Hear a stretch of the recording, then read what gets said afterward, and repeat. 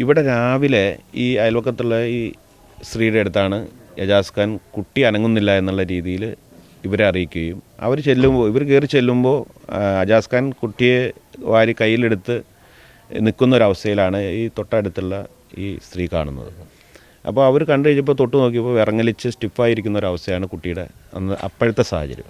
അതിനുശേഷം അജാസ് ഖാൻ ആ ഡൈനിങ് ടേബിളിലേക്ക് കുട്ടിയെ കിടത്തുകയും തുടർന്ന് ഈ നാട്ടുകാരെ എന്നെ അറിയിക്കുകയും, ഞാൻ പഞ്ചായത്ത് മെമ്പറാണ്, ഈ വാർഡിലെ മെമ്പറാണ്, ടി എം അബ്ദുൽ അസീസ് എന്നാണ് എൻ്റെ പേര്, എന്നെ അറിയിക്കുകയും ഞാനത് ഇവിടെ എത്തുകയും 7 മണിയോടുകൂടി ഇവിടെ എത്തിയതിന് ശേഷം അപ്പം തന്നെ പോലീസിനെ അറിയിക്കുകയും ചെയ്തു.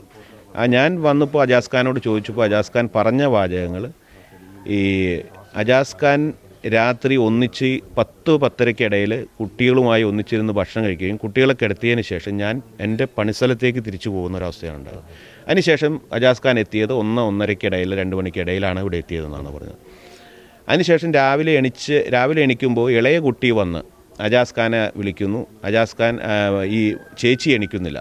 അതായത് 2 കുട്ടികളുണ്ടായിരുന്നു. ഈ ഭാര്യയുടെ ആദ്യ വിവാഹത്തിലെ കുട്ടിയും അജാസിൻ്റെ ആദ്യ വിവാഹത്തിലെ കുട്ടിയാണ് മൂത്ത കുട്ടി, മരിച്ച കുട്ടി. ഈ കുട്ടി എണിക്കുന്നില്ല എന്നുള്ളത് ഇളയ കുട്ടി അജാസിനെ അറിയിക്കുക. അജാസ് വന്ന് നോക്കുമ്പോഴാണ് ഈ കുട്ടി മരിച്ചു കിടക്കുന്ന ഒരവസ്ഥ പോലെ തോന്നിയതും എടുത്തു കൊണ്ടുവന്ന് കാണിക്കുന്നത്. ഈ അജാസ് എത്ര വർഷമായി ഈ ഭാഗത്ത് താമസിക്കുന്നു? ഇവിടെ ഏതാണ്ട് 7 വർഷത്തോളമായി അജാസ് താമസിക്കുന്നു. അജാസിൻ്റെ പിതാവ് ഉണ്ടായിരുന്നു.